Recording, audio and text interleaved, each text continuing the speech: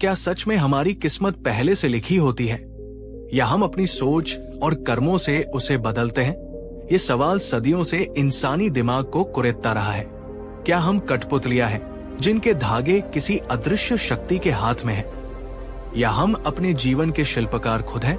आज हम एक ऐसी ही कहानी में उतरेंगे जो शायद आपको इस सवाल का जवाब ढूंढने में मदद करे।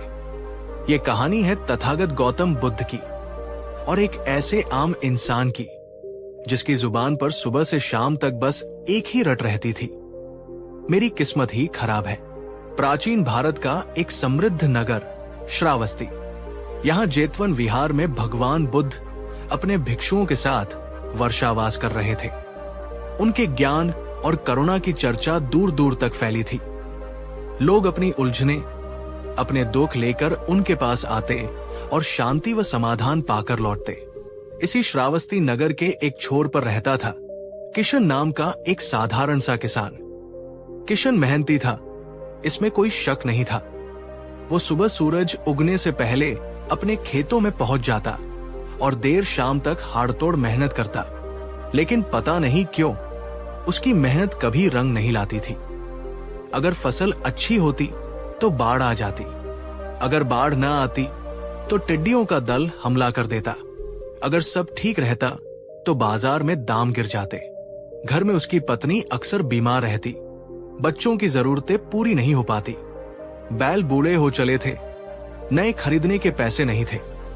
किशन जब भी किसी मुसीबत में पड़ता या अपने किसी पड़ोसी को खुशहाल देखता तो गहरी सांस भरकर कहता, क्या करूं, मेरी तो किस्मत ही खराब है। ऊपर वाले ने मेरे भाग्य में सुख लिखा ही नहीं। उसकी ये आदत इतनी पक्की हो गई थी कि गांव वाले भी उसे अब किस्मत का मारा किशन कहने लगे थे। कोई उससे सहानुभूति दिखाता तो कोई उसकी इस बात से चिढ़ जाता। उसकी पत्नी राधा एक समझदार और शांत स्वभाव की स्त्री थी। वो अक्सर किशन को समझाने की कोशिश करती, स्वामी, ऐसे हर बात में किस्मत को दोष मत दिया करो। शायद हमारी मेहनत में कोई कमी रह जाती हो या तरीका गलत हो। किशन भड़क जाता, कमी? क्या कमी है मेरी मेहनत में? दिन रात खून पसीना एक करता हूं। वो देखो रामलाल को, आधी मेहनत करता है मुझसे, फिर भी उसके घर में चांदी बरसती है। सब किस्मत का खेल है राधा, किस्मत का। मेरी लकीरें ही टेढ़ी हैं। राधा चुप हो जाती। वो जानती थी कि किशन के मन में ये बात पत्थर की लकीर बन चुकी थी।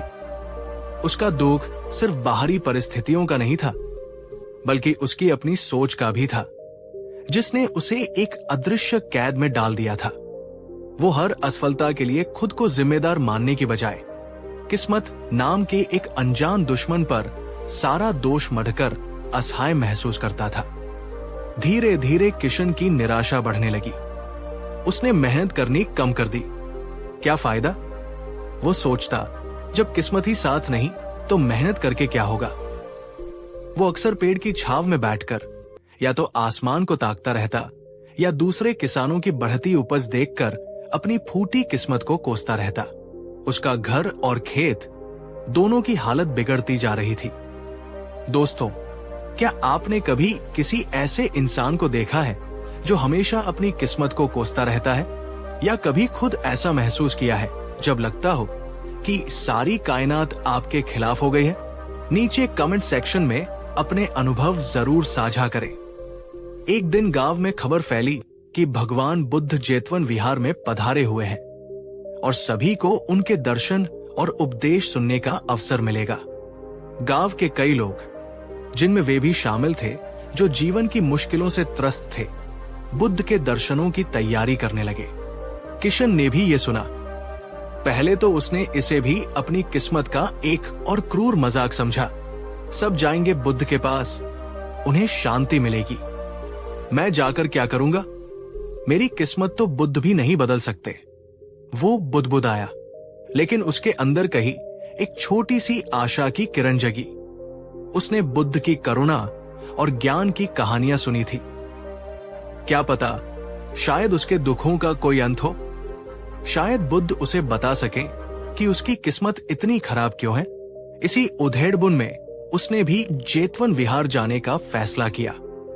अगले दिन मन में हजारों शंकाएं और एक दबी हुई उम्मीद लिए किशन जेतवन विहार पहुंचा। वहां का वातावरण शांत और पवित्र था। भिक्षु शांति से ध्यान में लीन थे और आम लोग कतार में खड़े बुद्ध के दर्शन की प्रतीक्षा कर रहे थे। बुद्ध एक वृक्ष के नीचे शांत भाव से विराजमान थे। उनके चेहरे पर असीम करुणा और शांति झलक रही थी। जब किशन की बारी आई तो वो बुद्ध के चरणों में गिर पड़ा और फफक फक कर रोने लगा। उसकी वर्षों की दबी हुई पीड़ा, निराशा और गुस्सा आंसुओं के रूप में बह निकले। बुद्ध ने बड़े स्नेह से उसे उठाया और शांत होने को कहा। क्या हुआ वत्स, तुम्हें किस बात का इतना दुख है? उन्होंने अत्यंत मधुर वाणी में पूछा। किशन ने हिचकियों के बीच अपनी पूरी कहानी कह सुनाई। कैसे वो मेहनत करता है पर फल नहीं मिलता, कैसे उसकी हर कोशिश नाकाम हो जाती है, कैसे दूसरे कम मेहनत करके भी सुखी है। और अंत में उसने वही अपनी रटेटाई बात दोहराई, भगवान, मेरी तो किस्मत ही खराब है। लगता है मेरे भाग्य में दुख ही दुख लिखे हैं। क्या आप मेरी किस्मत बदल सकते हैं या मुझे बता सकते हैं कि मेरे साथ ही ऐसा क्यों होता है? बुद्ध ने किशन की पूरी बात अत्यंत धैर्य और करुणा से सुनी। उन्होंने न तो उसकी बात का खंडन किया, न ही तुरंत कोई समाधान बताया। वे कुछ पल मौन रहे। उनकी आंखों में गहरी समझ और सहानुभूति थी। फिर उन्होंने किशन की तरफ देखकर एक प्रश्न पूछा जो किशन को बड़ा अजीब लगा।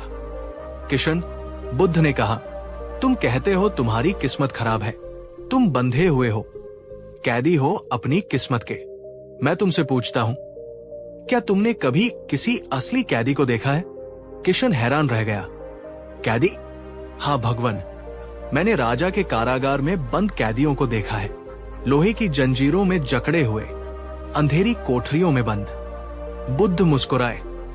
ठीक है किशन, मैं तुम्हें एक काम सौंपता हूं। तुम आज श्रावस्ती नगर जाओ। वहां के सबसे धनी सेठ धनपाल के महल के बाहर पूरा दिन बिताना और ध्यान से देखना कि वो क्या करता है, कैसे रहता है। फिर तुम नगर के सबसे निर्धन भिखारी कंगाल दास, जो मंदिर की सीढ़ियों पर बैठता है, उसके पास जाना और उसे भी पूरा दिन देखना। किशन की हैरानी और बढ़ गई। भगवान, सेठ और भिखारी को देखने से मेरी किस्मत का क्या लेना देना? मैं तो अपनी समस्या का हल जानने आया था। बुद्ध ने शांत स्वर में कहा, जो मैं कहता हूं वो करो किशन। ध्यान से देखना, समझना। कल इसी समय वापस आना और मुझे बताना कि तुमने क्या देखा और क्या समझा। शायद तुम्हें तुम्हारे प्रश्न का उत्तर मिल जाए। किशन उलझन में था।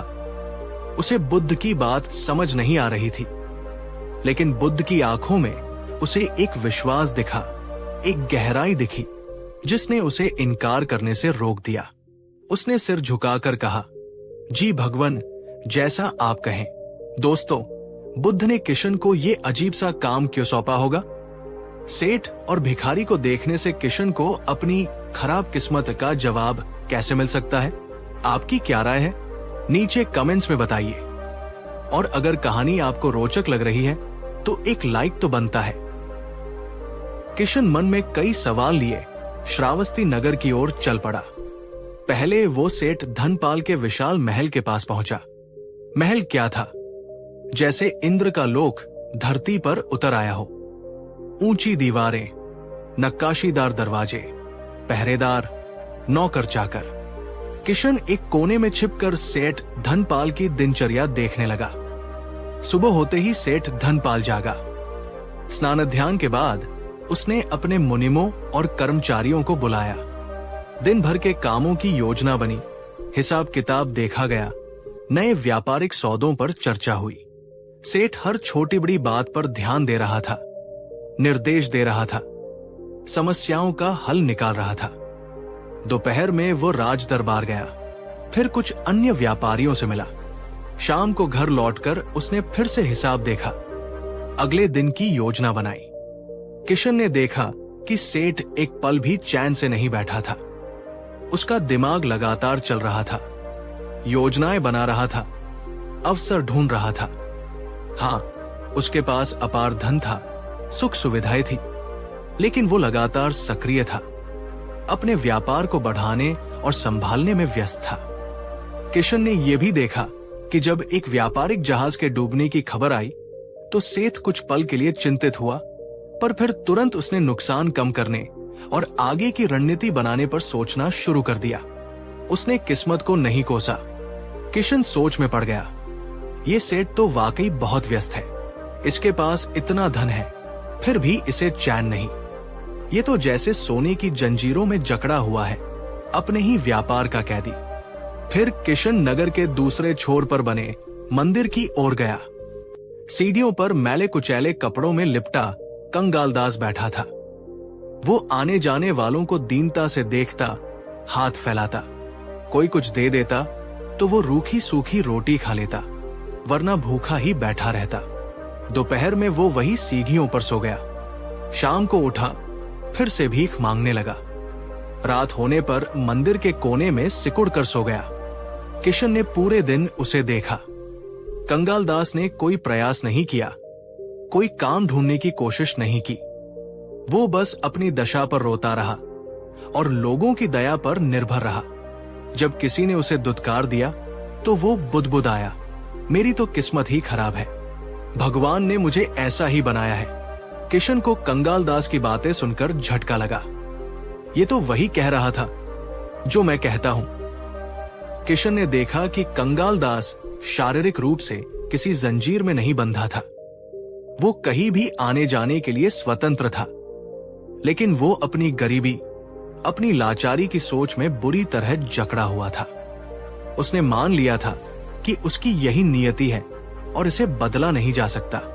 वो अपने मन का कैदी था। किशन पूरी रात सो नहीं पाया।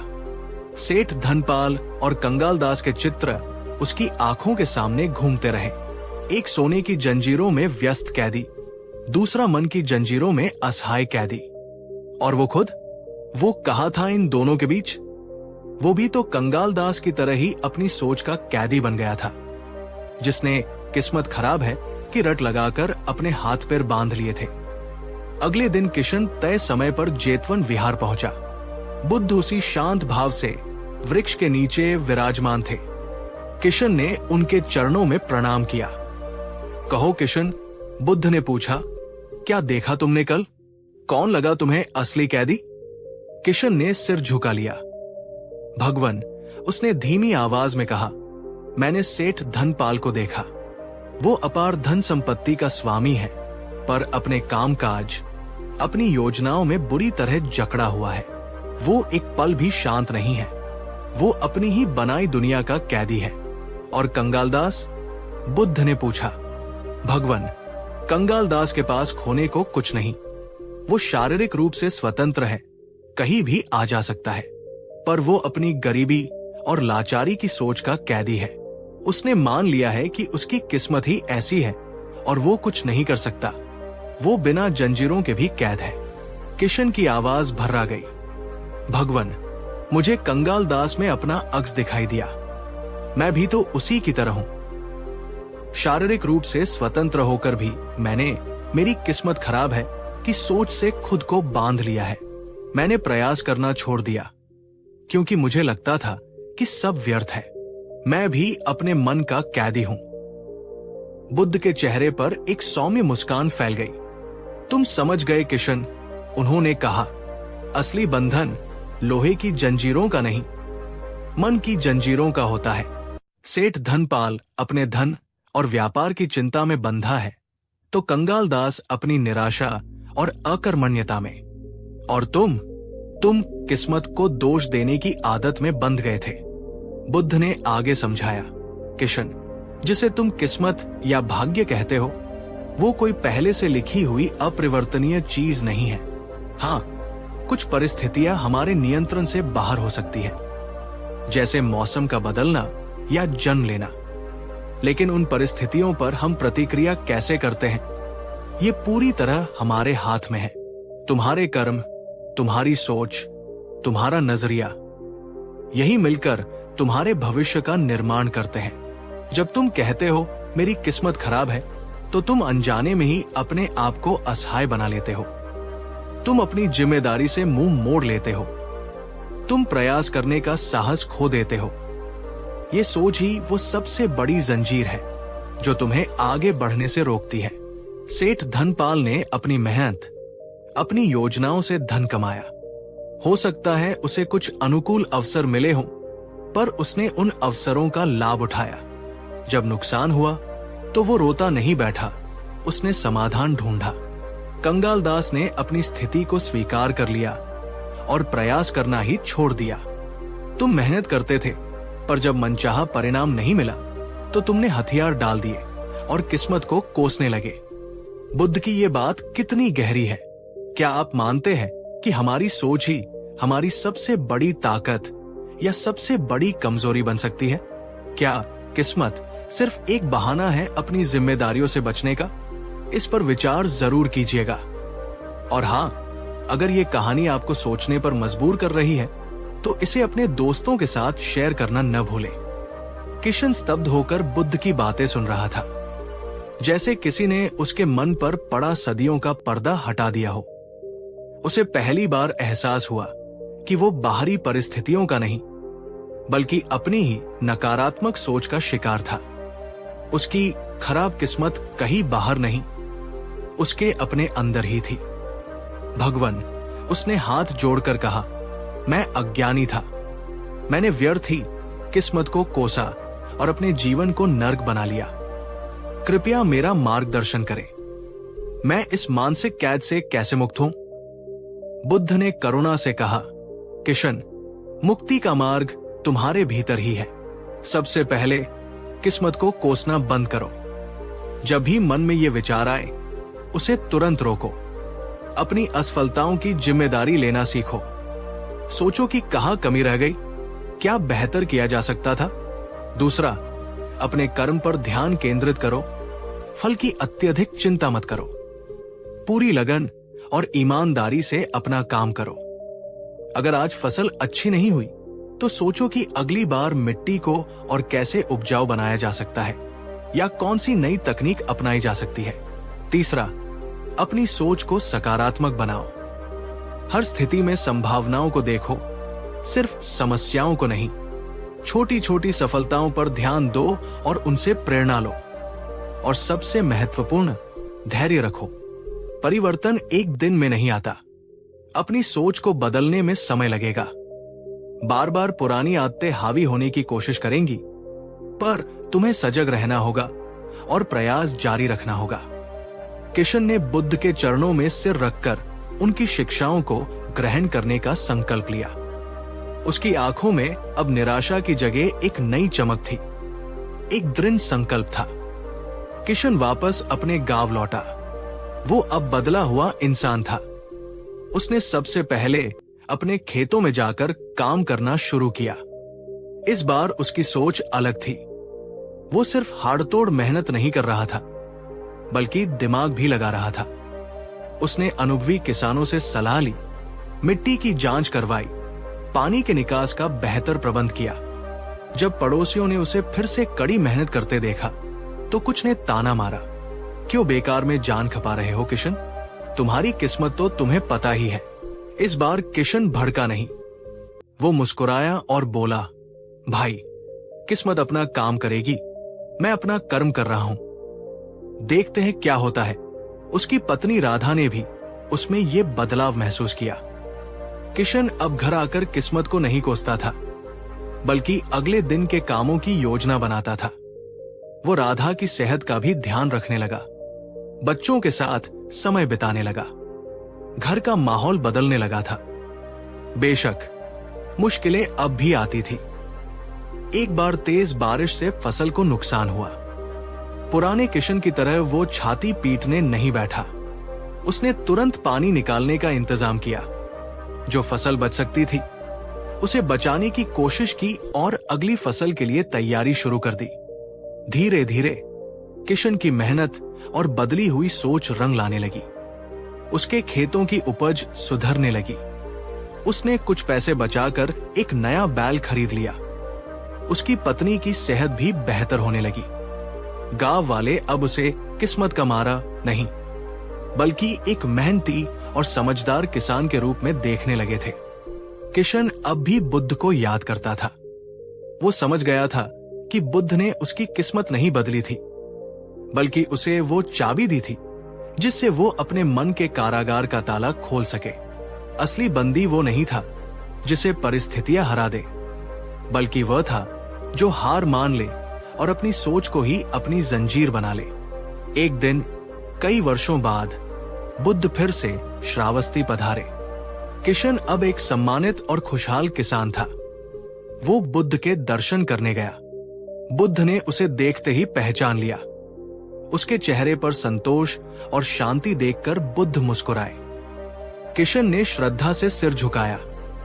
भगवान, उसने कहा, आपने मेरी किस्मत नहीं बदली, आपने मुझे बदल दिया। आपने मुझे सिखाया कि असली कैद बाहर नहीं, भीतर होती है। अब मैं जानता हूं कि मैं अपनी किस्मत का निर्माता खुद हूं। बुद्ध ने उसे आशीर्वाद दिया। तुमने सत्य को जान लिया है किशन। अपने कर्म और अपनी सोच से तुम न केवल अपना, बल्कि दूसरों का जीवन भी संवार सकते हो। दोस्तों, किशन की ये कहानी हमें एक बहुत महत्वपूर्ण सबक सिखाती है। हमारी परिस्थितियां कैसी भी हो, हम हमेशा ये चुन सकते हैं कि हम उन पर प्रतिक्रिया कैसे करें। क्या हम किशन की तरह शुरुआत में किस्मत को कोसते हुए अपने मन के कैदी बन जाएं, या बुद्ध की शिक्षा को समझकर अपनी सोच को बदलें और अपने कर्मों से अपने भविष्य का निर्माण करें? असली बंदी वो नहीं जिसके हाथ पैर जंजीरों में है। असली बंदी वह है जिसकी सोच निराशा, भय और लाचारी की जंजीरों में जकड़ी हुई है। इस कहानी से आपने क्या सीखा? क्या आप अपनी जिंदगी में किसी ऐसी किस्मत ही खराब है वाली सोच को बदलने की कोशिश करेंगे? आपके जीवन में क्या कोई ऐसा क्षण आया है जब सोच बदलने से आपकी परिस्थिति बदली हो? अपने अनमोल विचार नीचे कमेंट्स में जरूर शेयर करें। अगर आपको यह कहानी प्रेरणादायक लगी हो, अगर इसने आपको सोचने पर मजबूर किया हो, तो इसे एक लाइक जरूर दें और अपने प्रियजनों के साथ शेयर करें, ताकि ये सकारात्मक संदेश अधिक से अधिक लोगों तक पहुंच सके। याद रखें, आपकी किस्मत आपके हाथों में उतनी नहीं है जितनी आपकी सोच में है। अपनी सोच को बदलिए, आपका जीवन बदलना शुरू हो जाएगा। कहानी 2। क्या आप जानते हैं कि आपके अंदर एक ऐसा बीज है जिसे आप रोज अनजाने में सींचते हैं, और वही आपके सारे दुखों, तनाव और अशांति की जड़ है? ये सवाल शायद आपको चौंका दे। हम अक्सर अपने दुखों के लिए बाहरी परिस्थितियों, दूसरे लोगों या अपनी किस्मत को दोष देते हैं। लेकिन क्या हो अगर असली कारण कहीं बाहर नहीं, बल्कि हमारे अपने अंदर ही छिपा हो? आज हम भगवान बुद्ध की सुनाई एक ऐसी ही कहानी और शिक्षा में गहरे उतरेंगे, जो हमें उस अदृश्य दुख के बीज से परिचित कराएगी जिसे हम सब अपने मन की भूमि में लिए घूमते हैं। ये कहानी शायद आपके जीवन को देखने का नजरिया बदल दे। राजगृह के पास वेणुवन विहार की शांत और पवित्र भूमि, बांस के झुरमुटों से छनकर आती सूरज की पहली किरणें पत्तों पर ओस की बूंदों को मोतियों सा चमका रही थी। पक्षियों का मधुर कलरव वातावरण में एक दैवीय संगीत घोल रहा था। भगवान बुद्ध अपने शिष्यों के साथ ध्यान और धर्म चर्चा में लीन थे। दूर दूर से लोग अपनी शंकाओं, अपने दुखों और जीवन की उलझनों के समाधान के लिए उनके पास आते थे। उस दिन भी भिक्षुओं और आम उपासकों की एक सभा जुटी थी। सभी बुद्ध के शांत, करुणापूर्ण चेहरे को निहार रहे थे। उनके मुख से ज्ञान के शब्द सुनने को आतुर थे। उसी सभा में एक व्यक्ति बैठा था जिसका नाम था अनंत। अनंत एक समृद्ध व्यापारी था। उसके पास धन दौलत, मान सम्मान, सुंदर घर, परिवार, सब कुछ था जिसे दुनिया सफलता और सुख का पैमाना मानती है। लेकिन अनंत के मन में शांति नहीं थी। एक अनजाना भय, एक असंतोष, एक खालीपन उसे हमेशा घेरे रहता था। व्यापार में लाभ होता तो उसे खोने का डर सताता, नुकसान होता तो वो क्रोध और निराशा से भर जाता। कोई उसका सम्मान करता तो अहंकार जाग उठता, कोई आलोचना करता तो वो आहत हो जाता। अपने बच्चों से उसे गहरा लगाव था, लेकिन उनकी जरा सी शरारत या असफलता उसे चिंता और झुंझलाहट से भर देती। उसे लगता था जैसे वो एक अदृश्य बोझ उठाए घूम रहा है, जो उसे कभी चैन से बैठने नहीं देता। उसने कई गुरुओं से ज्ञान लिया, यज्ञ किए, दान पुण्य किया, लेकिन मन की बेचैनी जस की तस बनी रही। आज वो बड़ी आशा लेकर बुद्ध की शरण में आया था। वो जानना चाहता था कि आखिर उसके इस निरंतर असंतोष का कारण क्या है। क्यों सब कुछ होते हुए भी वो दुखी है?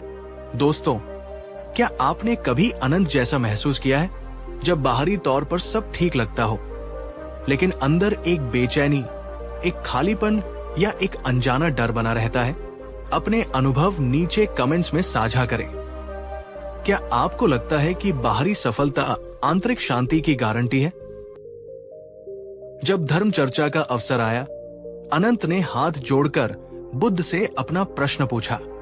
उसकी आवाज में पीड़ा और व्याकुलता साज झलक रही थी।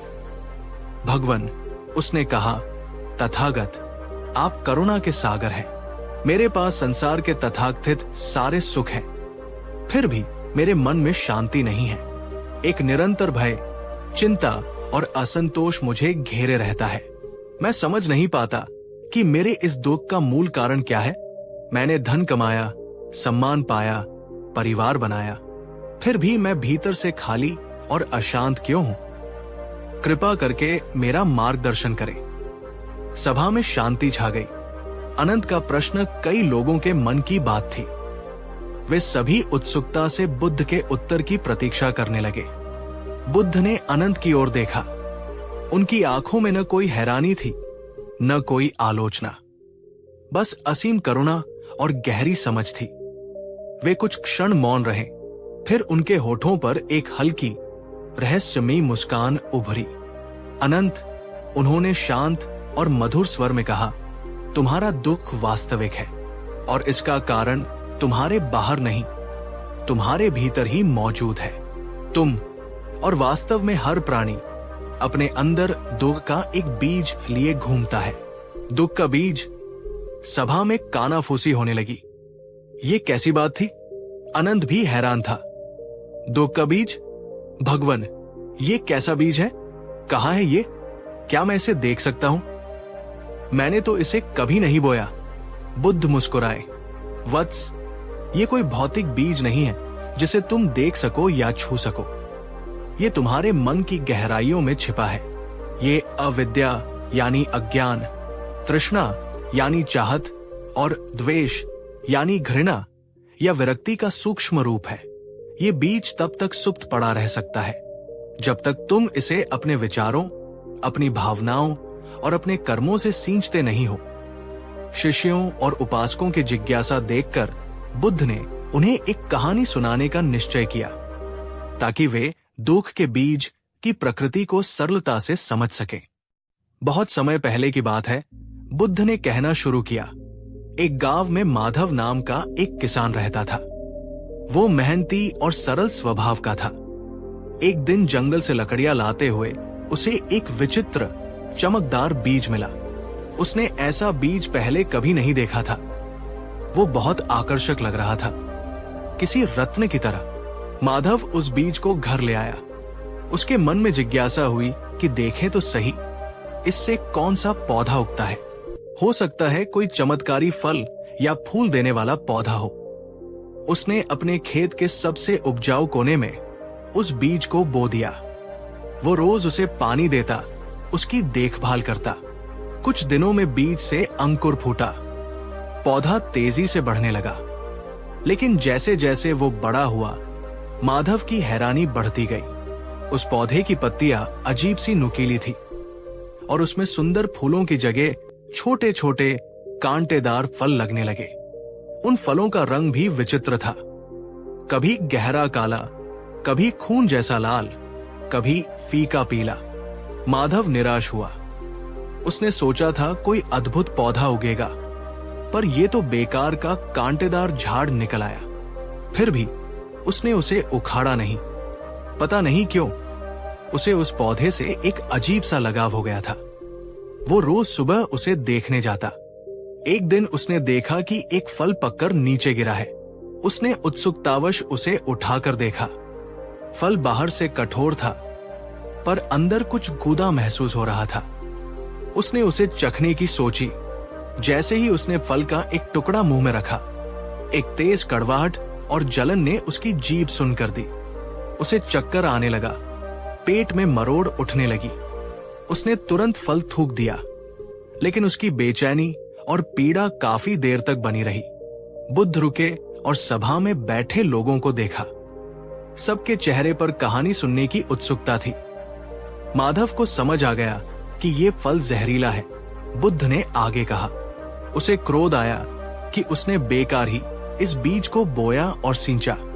उसने निश्चय किया कि वो इस पौधे को जड़ से उखाड़ फेंकेगा। लेकिन अगले दिन जब वो खेत पर गया तो उसने देखा कि रात में गिरे फलों से कई नए छोटे छोटे पौधे उगाए हैं। वो हैरान रह गया। उसने उन छोटे पौधों को उखाड़ने की कोशिश की, लेकिन उनके कांटे हाथों में चुभ गए। उसे दर्द हुआ और गुस्सा भी आया। उसने कुछ पौधे उखाड़े, पर कुछ रह गए। वो थक गया और सोचने लगा, चलो बाद में देखूंगा। लेकिन वो बाद कभी नहीं आया। वो पौधा धीरे धीरे फैलता गया।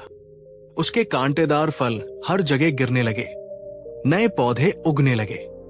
माधव का सुंदर खेत धीरे धीरे उस जहरीले कांटेदार पौधे से भरने लगा। उसके फल न केवल कड़वे और जहरीले थे, बल्कि उनके कांटे भी बहुत दर्द देते थे। माधव जब भी खेत में जाता, उसे कांटे चुभते, उसे उन कड़वे फलों की याद आती और उसका मन दुख, क्रोध और निराशा से भर जाता। जिस खेत से उसे अन्न और सुख मिलता था, वही अब उसकी पीड़ा का स्रोत बन गया था। कहानी खत्म हुई। सभा में गहरा मौन छा गया। लोग कहानी के मर्म पर विचार कर रहे थे। दोस्तों, बुद्ध की ये कहानी आपको कैसी लगी? माधव की गलती क्या थी? क्या वो अजीब बीजी समस्या था, या माधव का उसे बोना, सींचना और उससे लगाव रखना? इस कहानी का आपके जीवन से क्या संबंध हो सकता है? सोचिए और अपने विचार कमेंट सेक्शन में जरूर लिखिए। अगर कहानी पसंद आ रही है तो एक लाइक देकर हमारा उत्साह बढ़ाएं। अनंत और बाकी लोग अब भी उलझन में थे। कहानी दिलचस्प थी, पर इसका दुख के बीज से क्या संबंध था? अनंत ने पूछा, भगवान, ये कहानी मार्मिक है, पर इसमें माधव कौन है? वो अजीब बीज क्या है? और वो कांटेदार पौधा क्या दर्शाता है? बुद्ध ने अपनी शांत दृष्टि सब पर डाली। वत्स, उन्होंने कहा, इस कहानी में माधव तुम स्वयं हो, और हर वह प्राणी है जो संसार में जी रहा है। वो आकर्षक, चमकदार बीज जिसे माधव ने जिज्ञासा और अनजाने में बोया, वो है अविद्या, मूल अज्ञान। ये अज्ञान के संसार की हर वस्तु अनित्य है, परिवर्तनशील है। ये अज्ञान की कोई स्थायी मैं या मेरा नहीं है। ये अज्ञान की सुख बाहरी वस्तुओं में नहीं, मन की शांति में है। ये बीज हम सबके अंदर जन्म से ही मौजूद होता है, एक संभावना के रूप में। माधव का उस बीज को खेत में बोना और सींचना, ये दर्शाता है हमारा तृष्णा और द्वेष के वशीभूत होकर कर्म करना। तृष्णा यानी किसी चीज को पाने की तीव्र इच्छा, उससे चिपके रहने का भाव। द्वेष यानी किसी चीज को नापसंद करना, उससे दूर भागने की इच्छा। जब तुम किसी चीज को मेरा मानकर उससे अत्यधिक लगाव रखते हो, जैसे अनंत का अपने धन, परिवार, सम्मान से लगाव, तो तुम अज्ञान के बीज को तृष्णा के जल से सींच रहे हो। जब तुम किसी स्थिति या व्यक्ति को नापसंद करते हो, उससे बचने की कोशिश करते हो या उस पर क्रोध करते हो, जैसे अनंत का नुकसान होने पर निराश होना, आलोचना सुनकर आहत होना, तो तुम उस बीज को द्वेष के जल से सींच रहे हो। और वो कांटेदार, जहरीला पौधा जो खेत में उगाया, वो है दुख। ये दुख अनेक रूपों में प्रकट होता है। चिंता, भय, क्रोध, ईर्ष्या, निराशा, असंतोष, पीड़ा। जैसे उस पौधे के फल कड़वे थे और कांटे दर्द देते थे, वैसे ही तृष्णा और द्वेष से सिंचित होकर उपजा हुआ दुख हमें मानसिक और कभी कभी शारीरिक पीड़ा भी देता है। जैसे माधव के खेत में वो पौधा फैलता गया, वैसे ही जब हम लगातार अज्ञान, तृष्णा और द्वेष के वश में होकर जीते हैं तो दुख का ये पौधा हमारे जीवन में फैलता जाता है। छोटी छोटी बातें हमें चुभने लगती है, हम हर चीज में दोष देखने लगते हैं, हमारा मन अशांत हो जाता है और हमारा जीवन जो एक सुंदर खेत हो सकता था वो दुख के कांटों से भर जाता है। बुद्ध की व्याख्या सुनकर लोगों को धीरे धीरे बात समझ आने लगी। उन्हें दिखने लगा कि कैसे वे अनजाने में ही अपने दुखों को आमंत्रित कर रहे थे। एक भिक्षु ने पूछा, भगवान, क्या आप कुछ और उदाहरण देकर समझा सकते हैं कि हम रोजमर्रा के जीवन में इस दुख के बीज को कैसे सींचते हैं? बुद्ध ने सहमति में सिर हिलाया। अवश्य, ध्यान से सुनो। जब तुम सुबह उठते हो और सोचते हो आज का दिन मुश्किल होगा, तुम चिंता के जल से बीज को सींच रहे हो। जब तुम किसी की सफलता देखकर ईर्ष्या महसूस करते हो, उसके पास ये क्यों है, मेरे पास क्यों नहीं, तुम द्वेष और तृष्णा से बीज को सींच रहे हो। जब कोई तुम्हारी बात नहीं मानता और तुम्हें क्रोध आता है, तुम क्रोध के जल से बीज को सींच रहे हो। जब तुम अतीत की किसी दुखद घटना को बार बार याद करके दुखी होते हो, तुम अतीत के लगाव से बीज को सींच रहे हो। जब तुम भविष्य की चिंता में डूबे रहते हो, क्या होगा, कहीं कुछ गलत न हो जाए, तुम भय के जल से बीज को सींच रहे हो। जब तुम अपनी पसंद की चीजें, भोजन, वस्तुएं, लोग, अनुभव मिलने पर उनसे बुरी तरह चिपक जाते हो और उनके खत्म होने या दूर जाने के विचार से ही घबरा जाते हो, तुम तृष्णा के जल से बीज को सींच रहे हो। जब तुम अपनी नापसंद की चीजों, लोगों या स्थितियों से बचने के लिए हर संभव प्रयास करते हो और उनके संपर्क में आने पर बेचैन हो जाते हो, तुम द्वेष के जल से बीज को सींच रहे हो। जब तुम खुद को दूसरों से बेहतर या बदतर समझते हो, तुम अहंकार और हीन भावना से बीज को सींच रहे हो। जब तुम ये मानते हो कि सुख केवल बाहरी चीजों, पैसा, पद, रिश्ते से ही मिल सकता है, तुम अज्ञान से बीज को सींच रहे हो। ये प्रक्रिया इतनी सूक्ष्म और निरंतर होती है कि हमें इसका पता भी नहीं चलता। हम सोचते हैं कि हम परिस्थितियों पर प्रतिक्रिया दे रहे हैं, लेकिन वास्तव में हम अपने अंदर के बीज को ही पोषित कर रहे होते हैं। हर नकारात्मक विचार, हर दुखद भावना, हर प्रतिक्रिया जो तृष्णा या द्वेष से प्रेरित होती है, वो उस जहरीले पौधे को और मजबूत बनाती है। क्या बुद्ध के दिए उदाहरणों में आपने खुद को पाया? कौन सी आदतें या प्रतिक्रियाएं जिनसे आप अनजाने में अपने दुख के बीज को सींच रहे हैं? ये जानना बहुत जरूरी है, क्योंकि पहला कदम जागरूकता ही है। नीचे कमेंट्स में साझा करें कि आपको अपनी किस प्रतिक्रिया पर सबसे ज्यादा ध्यान देने की जरूरत महसूस हो रही है। और हाँ, अगर ये चर्चा आपको उपयोगी लग रही है तो इसे अपने दोस्तों के साथ शेयर जरूर करें, शायद उन्हें भी इससे मदद मिले। अनंत और सभा में बैठे अन्य लोग बुद्ध की बातों से गहरे प्रभावित थे। उन्हें अपने दुखों का कारण स्पष्ट दिखाई देने लगा था। अब उनके मन में अगला प्रश्न उठा, इस बीज को सींचना बंद कैसे किया जाए? क्या इस जहरीले पौधे को जड़ से उखाड़ना संभव है? अनंत ने यही प्रश्न बुद्ध के समक्ष रखा। भगवान, हम समझ गए कि हम अनजाने में इस दुख के बीज को सींच रहे हैं, पर अब इससे बचने का उपाय क्या है? हम इस आदत को कैसे रोकें? क्या इस कांटेदार पौधे से मुक्ति पाना संभव है? बुद्ध के चेहरे पर वही शांत मुस्कान लौट आई। हाँ अनंत, ये संभव है।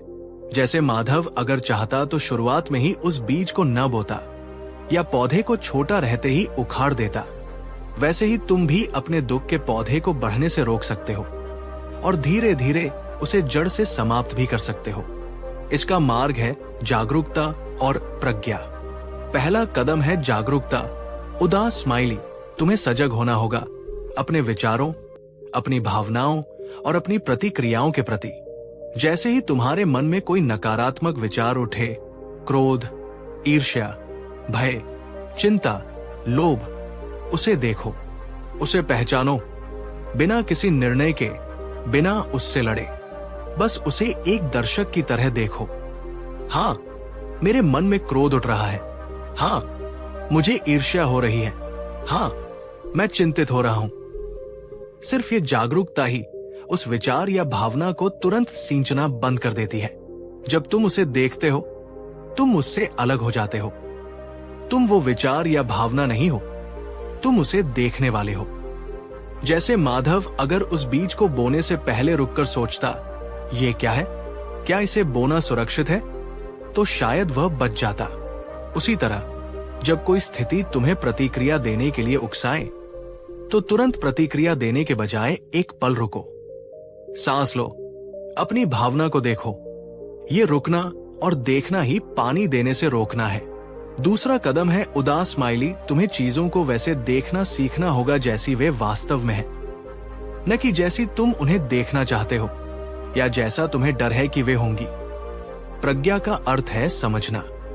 सब कुछ बदल रहा है, सुखद अनुभव भी, दुखद अनुभव भी। तुम्हारी भावनाएं, तुम्हारे विचार, तुम्हारा शरीर, बाहरी परिस्थितियां, कुछ भी स्थायी नहीं है। जब तुम ये गहराई से समझ जाते हो, तो तुम सुखद चीजों से चिपके नहीं रहते और दुखद चीजों से जरूरत से ज्यादा परेशान नहीं होते। तुम जानते हो ये भी बदल जाएगा। कोई स्थायी, अपरिवर्तनीय मैं या आत्मा नहीं है। जिसे तुम मैं कहते हो, वो विचारों, भावनाओं, संवेदनाओं और शरीर का एक निरंतर बदलता हुआ प्रवाह मात्र है। जब तुम इस मैं और मेरे के भाव से मुक्त होते हो, तो अहंकार, ईर्ष्या और मोह अपने आप कमजोर पड़ने लगते हैं। तुम चीजों को व्यक्तिगत रूप से लेना बंद कर देते हो।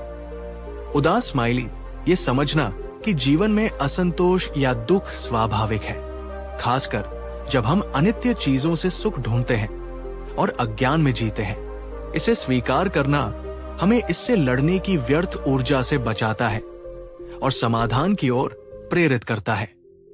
ये अभ्यास वैसा ही है जैसे माधव को उन कांटेदार पौधों को धीरे धीरे सावधानी से उखाड़ना था। इसमें समय लगता है, धैर्य चाहिए और निरंतर प्रयास की जरूरत होती है। लेकिन हर बार जब तुम जागरूक होते हो, हर बार जब तुम प्रज्ञा से देखते हो, हर बार जब तुम प्रतिक्रिया करने की बजाय समता चुनते हो, तुम दुख की एक जड़ को कमजोर कर रहे होते हो। बुद्ध की शिक्षाओं ने अनंत के मन पर गहरा प्रभाव डाला। उसे पहली बार अपने जीवन की समस्याओं का मूल कारण और समाधान स्पष्ट रूप से दिखाई दिया। उसे समझ आया कि उसका धन, उसका सम्मान, उसका परिवार उसके दुख का कारण नहीं थे, बल्कि उन सबके प्रति उसका अत्यधिक लगाव, उन्हें खोने का भय और उनसे जुड़ी अपेक्षाएं उसके दुख का कारण थी। वो अज्ञानतावश दुख के बीज को ही सींचता रहा था। उसने उसी दिन से जागरूकता का अभ्यास शुरू किया।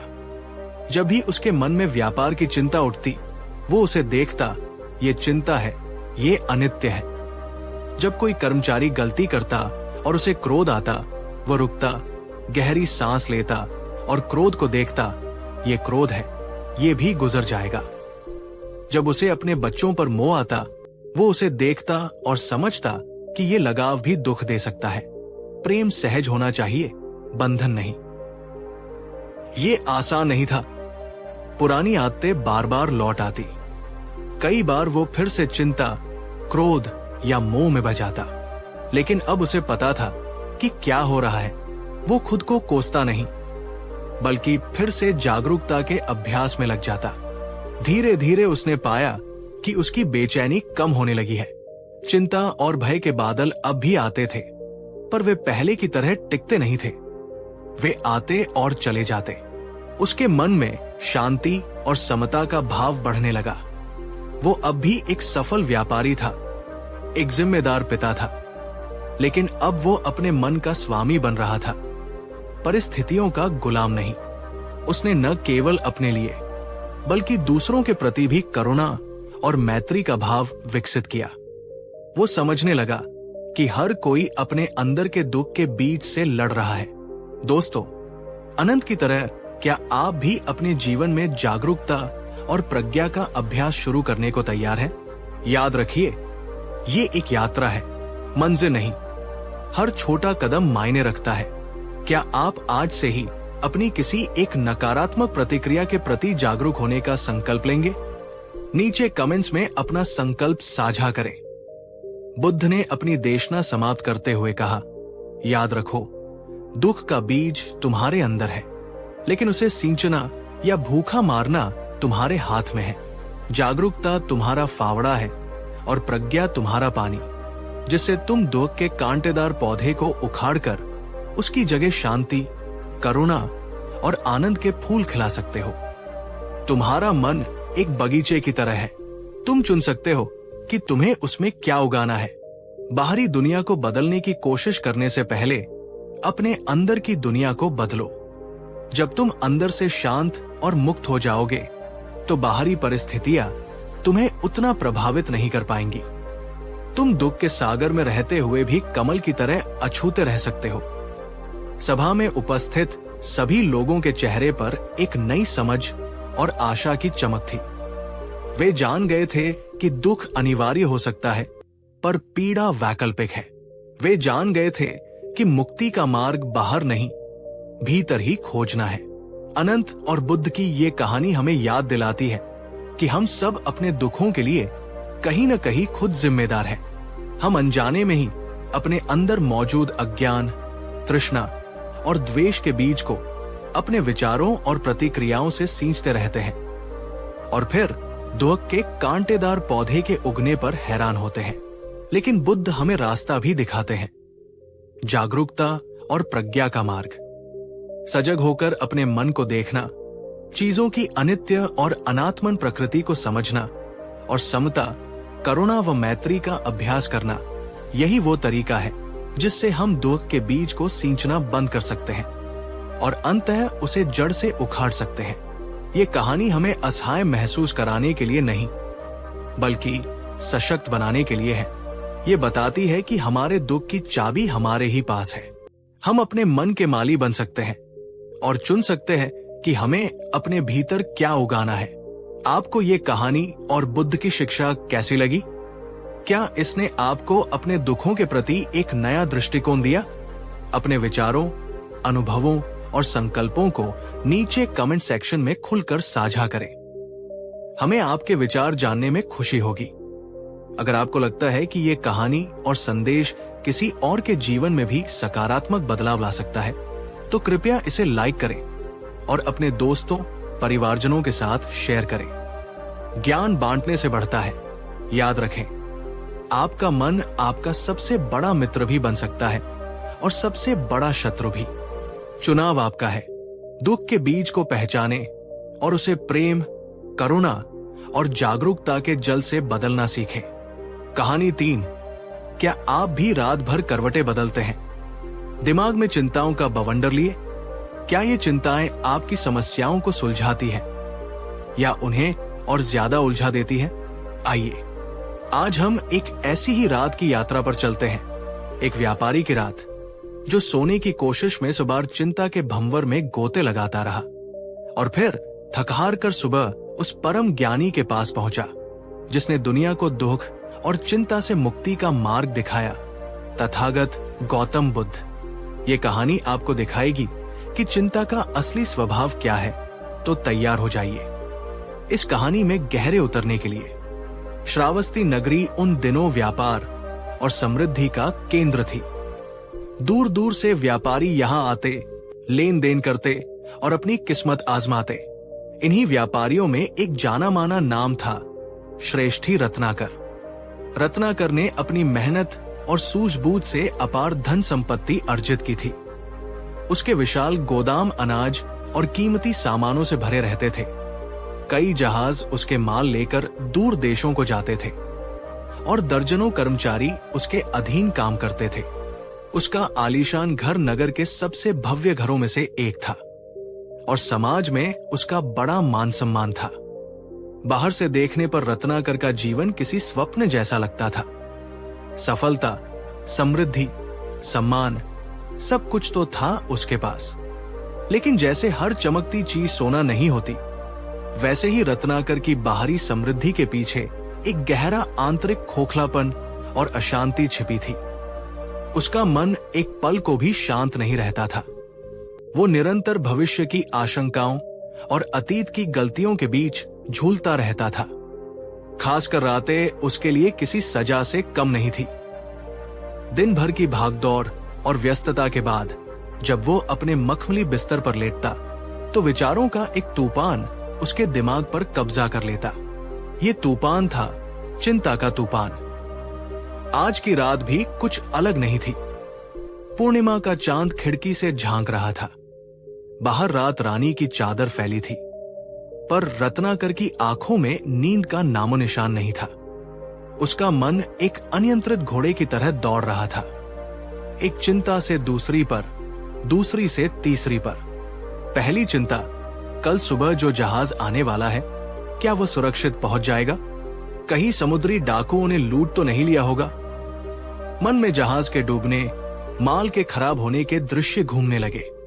दूसरी चिंता, अगर जहाज देर से पहुंचा तो सौदा हाथ से निकल जाएगा। श्रेष्ठी विशाख मुझसे बाजी मार ले जाएगा। फिर बाजार में मेरी कितनी बदनामी होगी। प्रतिस्पर्धी की मुस्कान आंखों के सामने नाचने लगी। तीसरी चिंता, पिछले महीने जो उधार दिया था, क्या वो समय पर वापस मिलेगा? आजकल लोगों का कोई भरोसा नहीं। डूबते हुए पैसे की कल्पना ने माथे पर पसीना ला दिया। चौथी चिंता, गोदाम में रखा अनाज ठीक तो होगा? कहीं सीलन तो नहीं लग गई होगी? चूहे तो नहीं घुस गए होंगे? सड़े हुए अनाज की बदबू जैसे नथुनों में भरने लगी। पांचवी चिंता, मेरा बड़ा बेटा आजकल कुछ खोया खोया रहता है, कहीं किसी गलत संगत में तो नहीं पड़ गया? बेटे के भविष्य की चिंता ने दिल को भारी कर दिया। छठी चिंता, पत्नी का स्वास्थ्य भी ठीक नहीं लग रहा। वैद्य जी की दवा असर क्यों नहीं कर रही? अनिष्ट की आशंका मन में कांटे की तरह चुभने लगी।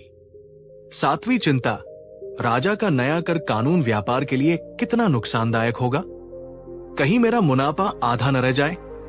आठवीं चिंता, मेरे सबसे भरोसेमंद मुनीम की आंखों में आजकल अजीब सी चमक दिखती है, कहीं वो कोई धोखा तो नहीं देगा?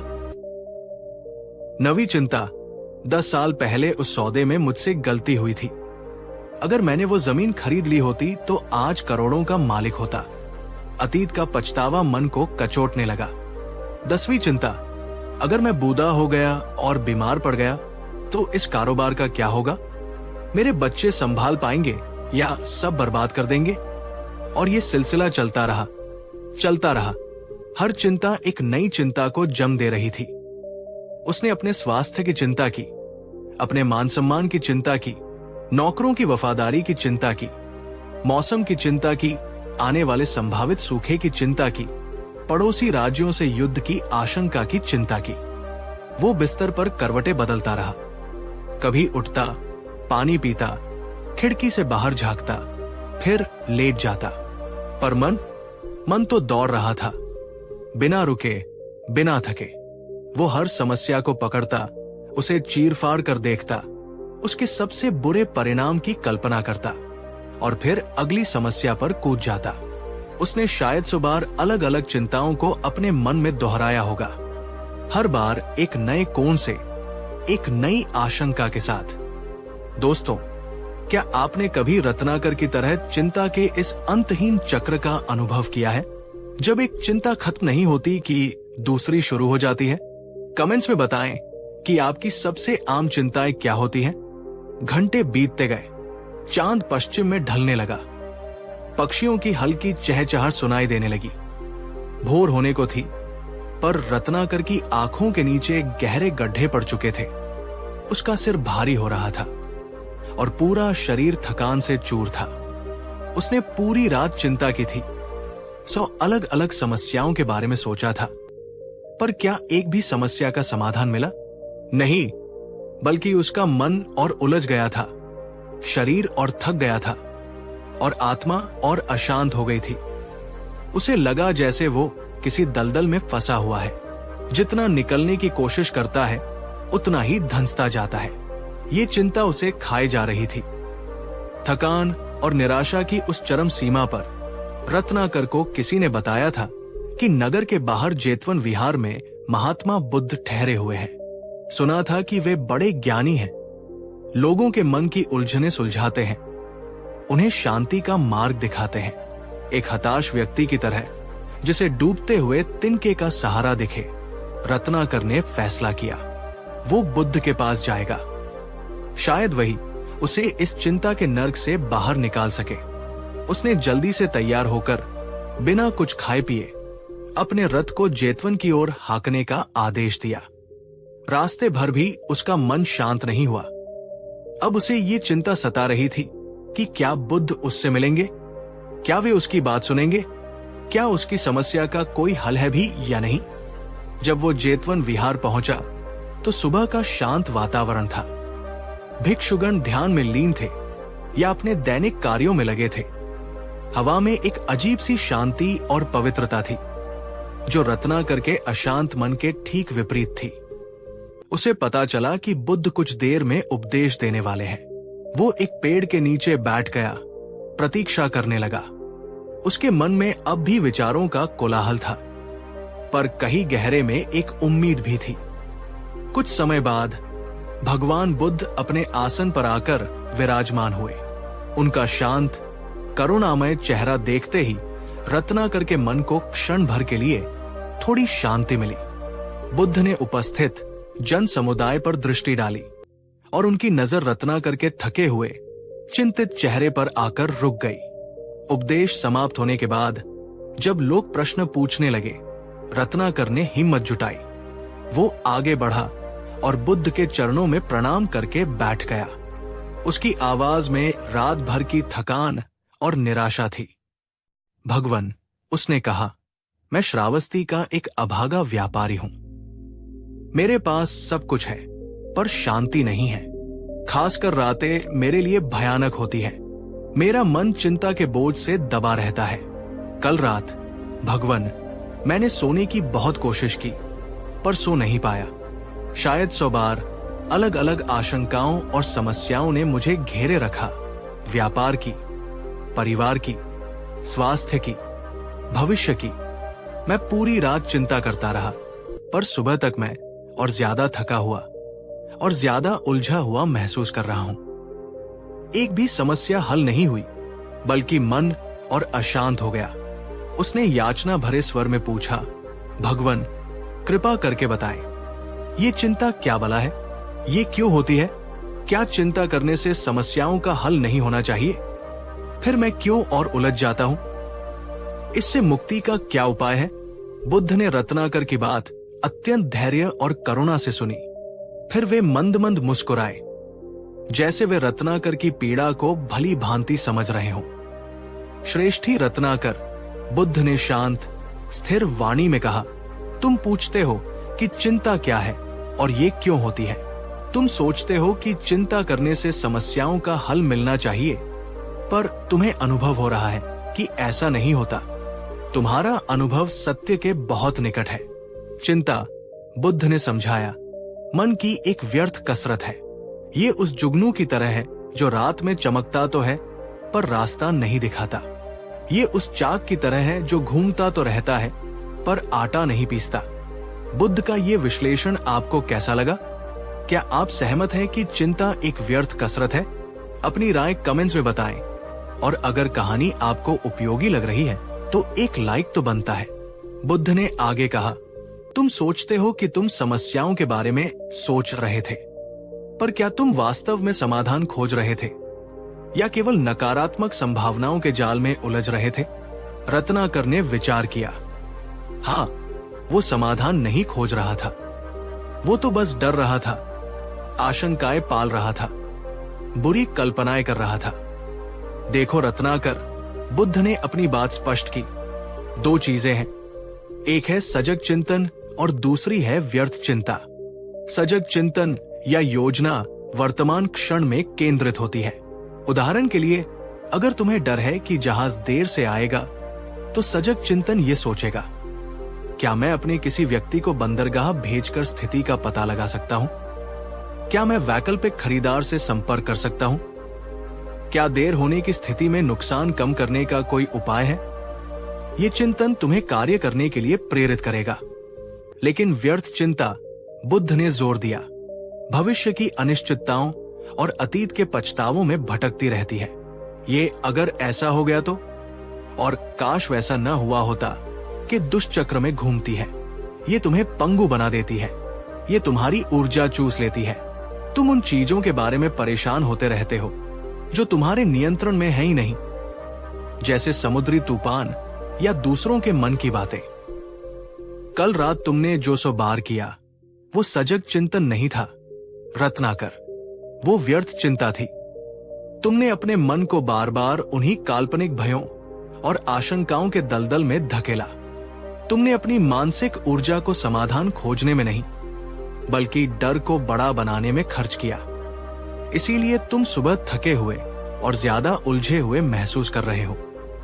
तुमने रात भर अपने मन में जहर घोला है। रत्नाकर बुद्ध की बातों को ध्यान से सुन रहा था। उसे लग रहा था जैसे कोई उसके मन के घावों पर मरहम लगा रहा हो, उन्हें समझ रहा हो। उसने पूछा, भगवन, पर यह व्यर्थ चिंता पैदा क्यों होती है? इसका बीज कहाँ है? बुद्ध ने उत्तर दिया, चिंता के बीज हमारे अपने मन की गहराइयों में छिपे हैं रत्नाकर। ये बीज है तृष्णा, द्वेष और मोह। हम चीजों से, लोगों से, परिणामों से तृष्णा रखते हैं, उनसे चिपकते हैं।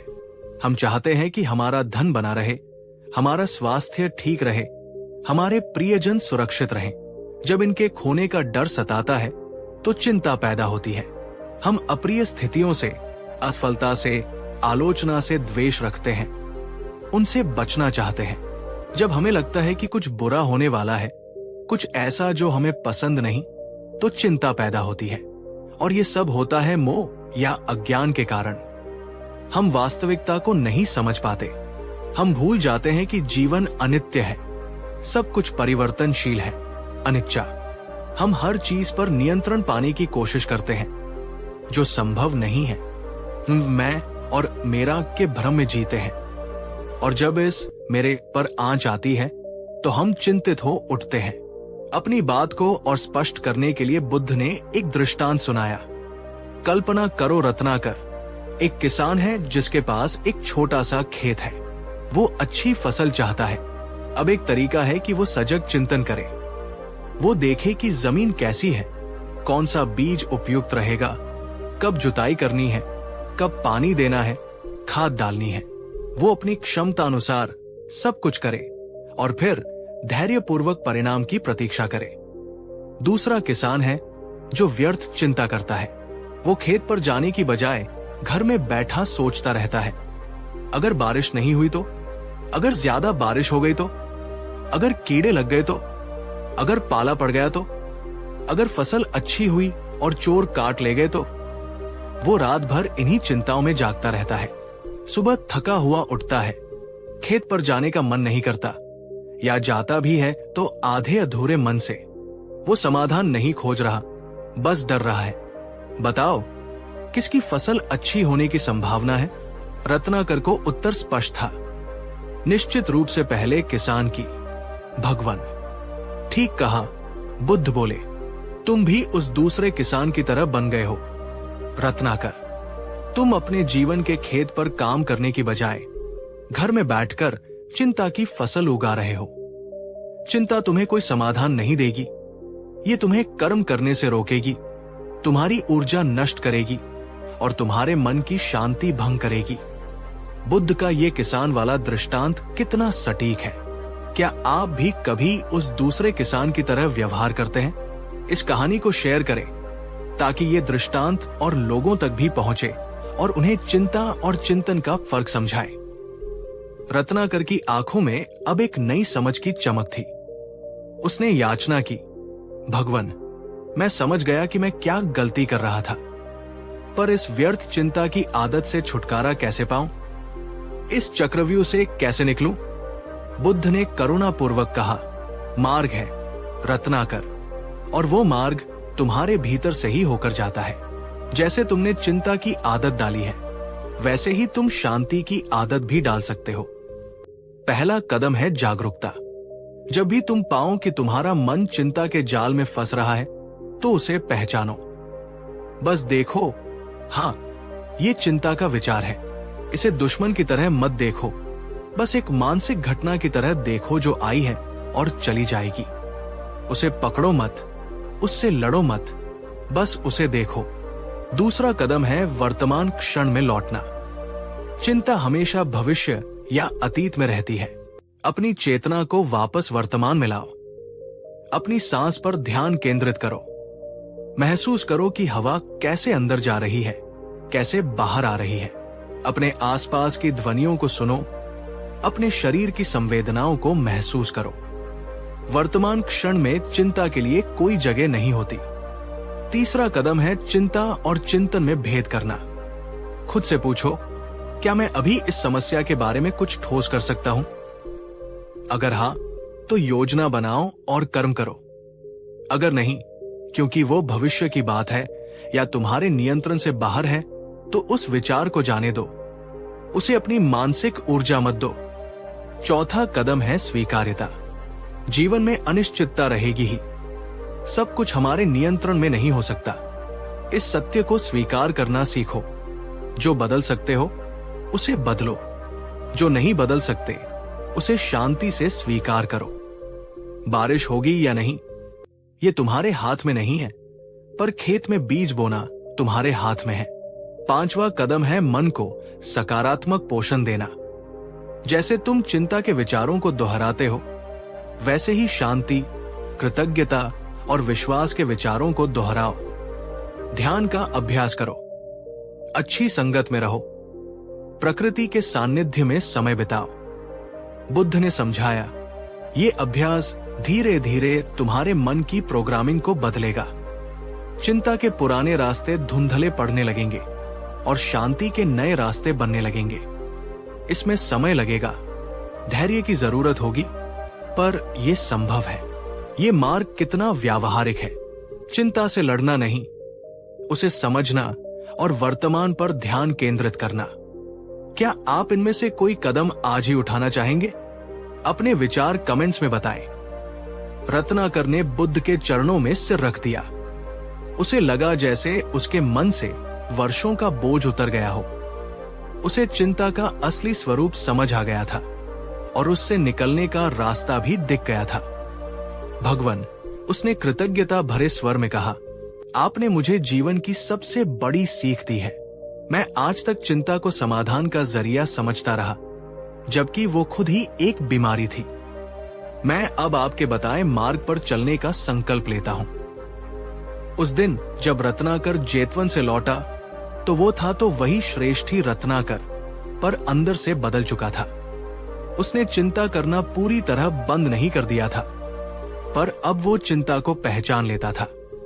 जब रात को चिंता के विचार आते, तो वो कहता, अच्छा, तुम आ गए, ठीक है, पर मैं तुम्हें अपनी नींद खराब नहीं करने दूंगा। वो गहरी सांसें लेता, अपनी सांस पर ध्यान केंद्रित करता या उठकर थोड़ी देर ध्यान में बैठ जाता। उसने चिंता को सजग चिंतन से बदलना शुरू किया। समस्याओं के बारे में वो अब डरने की बजाय समाधान सोचने लगा। उसने अपने कामों को दूसरों को सौंपना सीखा, भरोसा करना सीखा। उसने स्वीकार करना सीखा कि हर चीज उसके नियंत्रण में नहीं है। धीरे धीरे उसकी रातों की नींद लौटने लगी। उसके चेहरे पर शांति झलकने लगी। उसका स्वास्थ्य सुधरने लगा। व्यापार में उतार चढ़ाव तो अब भी आते थे, पर वे उसे पहले की तरह तोड़ नहीं पाते थे। वो समझ गया था कि असली धन बाहरी संपत्ति नहीं, बल्कि मन की शांति है। कहानी का निष्कर्ष तो दोस्तों, श्रेष्ठी रत्नाकर की ये रात हमें सिखाती है कि चिंता करना न केवल व्यर्थ है, बल्कि हानिकारक भी है।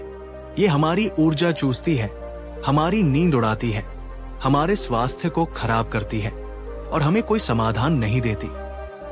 बुद्ध हमें चिंता और सजग चिंतन के बीच का महत्वपूर्ण अंतर समझाते हैं। चिंता हमें अतीत और भविष्य के काल्पनिक भयों में उलझाए रखती है, जबकि सजग चिंतन हमें वर्तमान क्षण में रहकर समाधान खोजने और कर्म करने के लिए प्रेरित करता है। तृष्णा, द्वेष और मोह चिंता के मूल कारण है। और इनसे मुक्ति का मार्ग है। जागरूकता, वर्तमान में जीना, स्वीकार्यता और मन को सकारात्मक दिशा देना। आपके लिए एक अंतिम प्रश्न। अगली बार जब आप खुद को चिंता करते हुए पाएं, तो क्या आप रुककर खुद से पूछेंगे, क्या ये व्यर्थ चिंता है या सजग चिंतन? आप चिंता के चक्र को तोड़ने के लिए बुद्ध के बताए कौन से कदम का अभ्यास करेंगे? अगर आपको रत्नाकर की ये कहानी और बुद्ध की शिक्षाएं प्रेरणादायक लगी, तो कृपया इसे लाइक करें, अपने विचार और अनुभव कमेंट्स में साझा करें और इसे अपने दोस्तों और प्रियजनों के साथ शेयर करें। शायद ये कहानी किसी और की रातों को शांत करने में मदद कर सके। याद रखिए, आपकी शांति